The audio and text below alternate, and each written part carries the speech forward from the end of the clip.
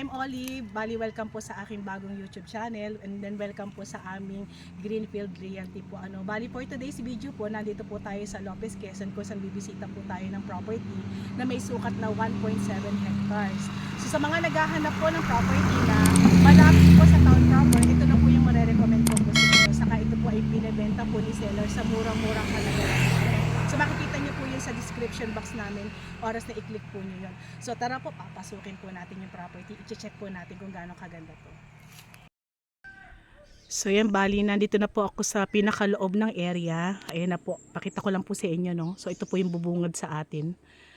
And then balikan po natin yung pinaka right of way para explain ko lang pong mabuti sa inyo. So diyan po kami galing sa may medyo mataas na yan. So nag-slope tayo pa unti-unti po para makarating po dito tayo sa mismong property.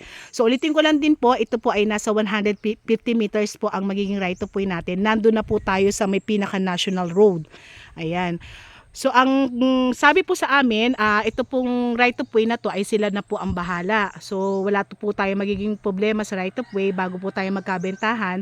Maiaayos muna po ang right of way at sila po ang makikipag-usap or mag-aayos po para po makarating po dito sa property. So wala pong magiging worry si buyer pagdating po sa right of way. So hindi naman po tayo magbebenta ng property na hindi po ayos ang right of way. So ulitin ko lang po, ayan po yung pinaka right of way. Ayan. So ito na po yung mismong property. Magsisimula po ang property natin dito sa kinatatayuan ko and then bubungad po sa atin yung source ng tubig nila. Ayan, may balon po dito. So si owner po ang nagpagawa niyan. And then ang pinaka umpisa po ng property is yung pinakakawayan na yan. Pag ganyan po ayan, so yung kabila po na yon, hindi na po yon sakop ng property. And then dito naman sa may kabilang side, kung mapapansin po natin yung matataas na niyog na yan, so hindi na po yan kasama. So ang mangyayari po is papaganon po yung papaganyan po, yun po yung pinakalanderas po nila, no. Ayan. So mapapansin po natin, ito pong part na to, medyo may kataasan na yung niyog, pang-clearing na rin po. Yan po yung palatandaan na yan po yung pinakalanderas po dito sa property na bibisitahin natin, na clearing na po siya. Ayan.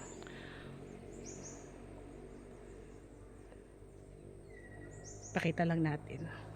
Tapos mapapansin din po natin, ang property po natin is slope na pahili po siya.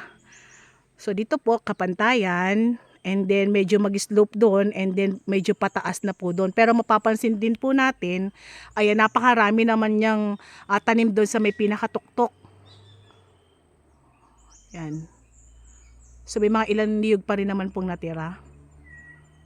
Pero hindi na po ganun karami. And then dito po, meron po tayong kaimito. Ayan, meron tayong ditong mahogany. Ayan po mga puno na yan. So yan po yung pinaka-start din ng property po. And then may mga puno din tayo ng saging. So tara, lalakarin natin, ikot tayo. So ito na po yung area. May mapapansin po tayo mga ilang puno po ng mangga. Kaimito, meron po dyan. So flat po dito sa may kinakatayuan ko po And then kagandahan po nito dahil may source po tayo ng tubig. Ayan po, nagtanim po si owner po ng mga sitaw-sitaw. Hindi po yan bakod, bali baging yan na pagkakapitan po ng sitaw. Tara, ikot tayo. Magandang idea yon kasi medyo mataba po yung lupa So magandang pagtaniman. Yan, nadidinig natin yung ugong ng mga sasakyan. Kasi ito nga po ay 150 meters lang po. Nasa national road na po tayo. So ito po yung sinasabi isang source pa po ng tubig. Pero medyo iga po siya ha. Pakita lang po natin. Ito po yung parang patay na sapa. Yan, patay na sapa po yan. So mula po doon, papaikot po yan. Papaganon. So nagkakaroon lang po siya ng tubig. Once na umuulan po. Pero sa panahon ng tag-araw, hindi po siya nagkakalaman. Ibig sabihin, nakati siya. And then, kagandahan din po nito, nagsisimula na din po magtanim si owner po ng mga niyog po. So mapapansin po natin, ayan yung mga niyog na. Dahil na-clearing nga po ito. So, ayan po, nagtatanim na po siya paunti-unti. Madami po yan. Mamaya re-reveal natin kung ilan. Pakita lang po natin.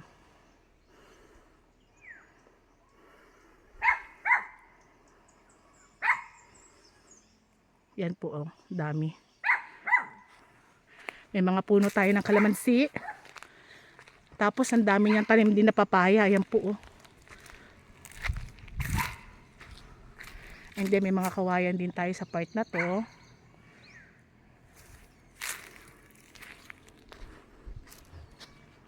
Kaya po nang nasabi ko, ang property po ay slope to hilly po ano. Pero yung pagka-slope naman niya, gradual lang naman. Pati po yung pagka-hilly niya okay din naman po. So may mga part naman po tayong pwedeng daanan na hindi tayo hihirapin para makarating tayo dun sa may pinakatuktok.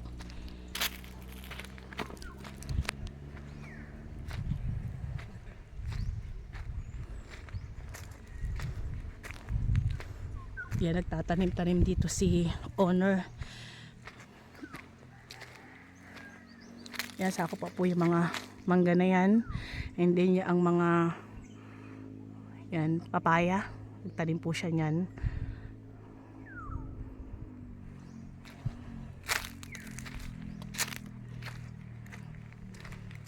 Yan po, dahil papaya eh.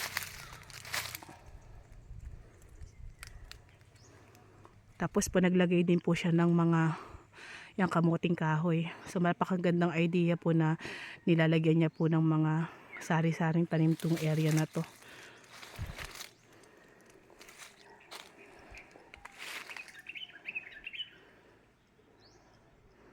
So yun po yung star apple.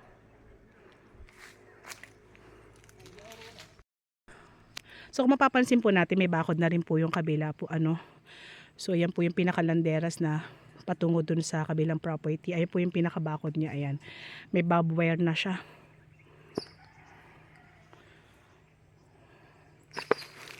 Ayan, dami niyang bagong tanim na niyog. Oh.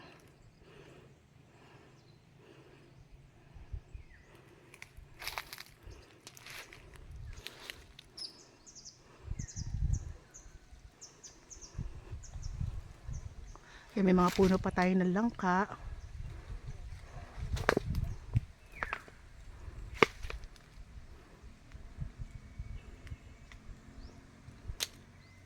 Ayan, may kakao dito tayo sa may tabi. Ayan, papaya pa rin oh.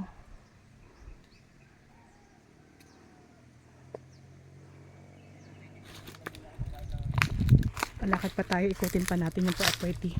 Bale, explain ko lang po no, about dito sa documents ng property na to.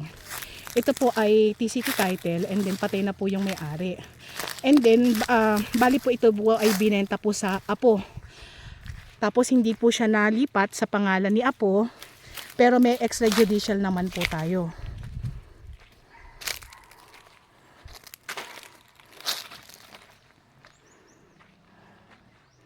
Ang ganda-gandang property. So medyo nandito na po ako sa may pinakataas-taas ng konti ano, pero hindi ko po nararamdaman yung hingal dahil sabi ko nga po sa inyo, may mga part po tayong dadaanan na hindi naman masyadong ganong katarik para makarating po tayo sa medyo mataas na part na yan. So pag ganyan po and then paslant na ganyan, ayun po nakakarating po tayo pa unti-unti dun sa maraming tanim na yan.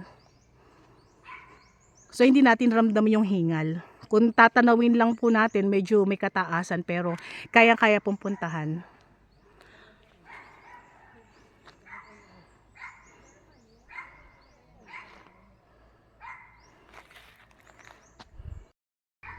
So yan, gumilid-gilid pa po ako no, umakit-akit pa ako ng konti. Tapos bumungad na po sa akin yung napakaraming puno ng papaya. Ang dami oh. Ayan. So talagang masipag si owner magtanim. Yan, may mga puno ng langka pa rin dito. Ito po pili nuts po ito. Ayun, langka ulit. And then may langka pa rin doon. Ang dami.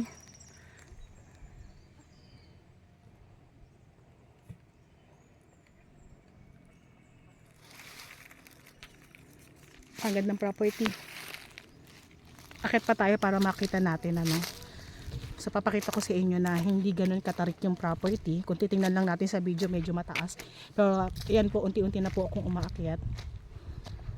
Nakita lang natin yung ano, ibang nakatanim pa rito. Ay, dami pang papaya dito. Yan, akit pa tayo. Puno talaga siya. Grabe. Ayan, oh. Tabi-tabi na po yung mga puno ng papaya niya.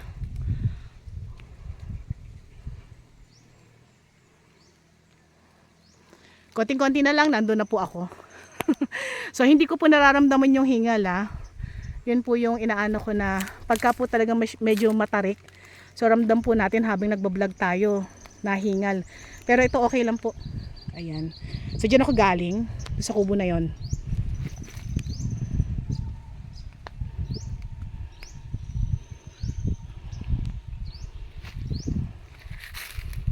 So, parang may malaking puno dun sa may pinakamataas na part. At ang kagandahan po nito, no, kung sakali, overlooking po siya sa taas na yan. So, napakagandang idea na magkaroon po ng kubo doon. Ayan. Gandang property.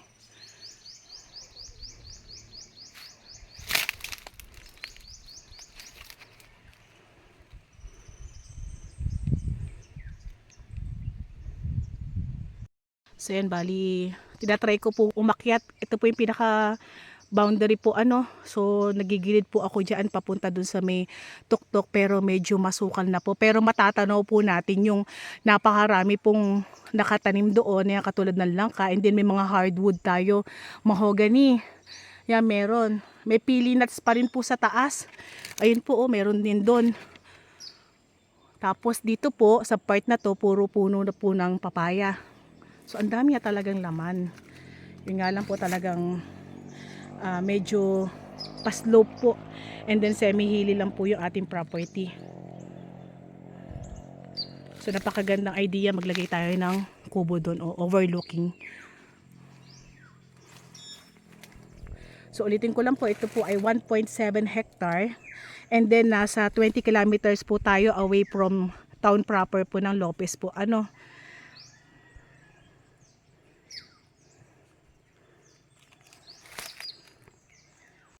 So yan, bumaba po ulit ako ng property, and then tutungo naman po ako sa may gawing right side ko po, para makita natin yung kabilang view.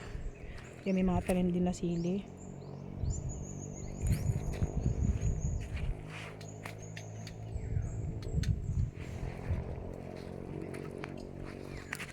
Ikot tayo, makita natin.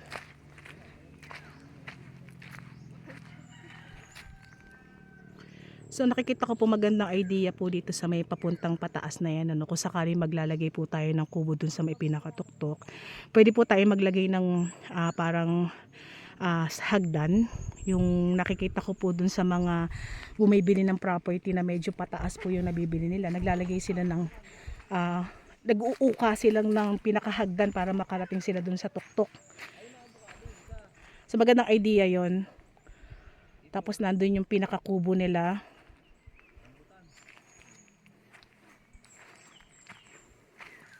Ayan, may pili nuts tayo. Meron nga rin po pala tayo ditong nara. So may nakita ko isang puno ng nara.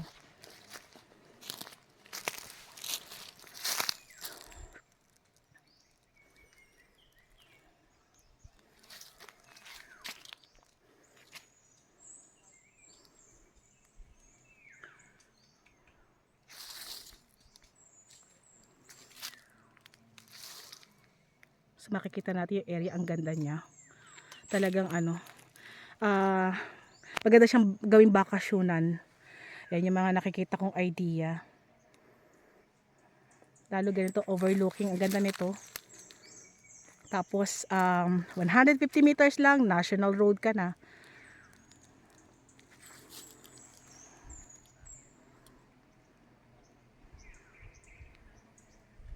Magandang pag-alagaan ng hayop, pagtaniman. Yan yung mga nakikita ko, bakasyonan. Yan, magandang mga idea to sa property na to.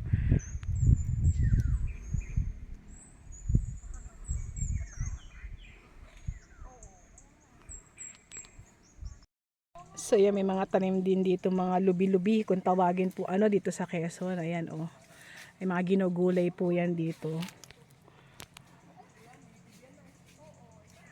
Tapos po ito po yung ginawang kubo-kubo ni owner po para po halimbawa po na siya po ay namamahinga. Ayan, kasi nga po ay ito ay ginawa niyang taniman ng mga gulay, mga prutas. Ayan. So nagkaroon siya ng pahingahan. Ang ganda ng property.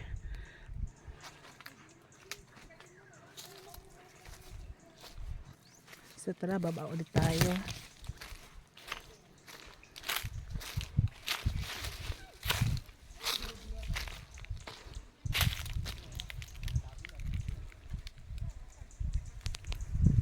Ay, pili nuts din po yan.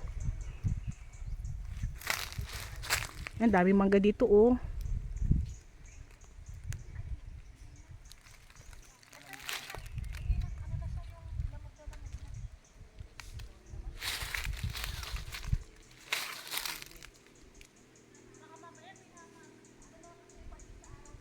Good for investment po itong property na to.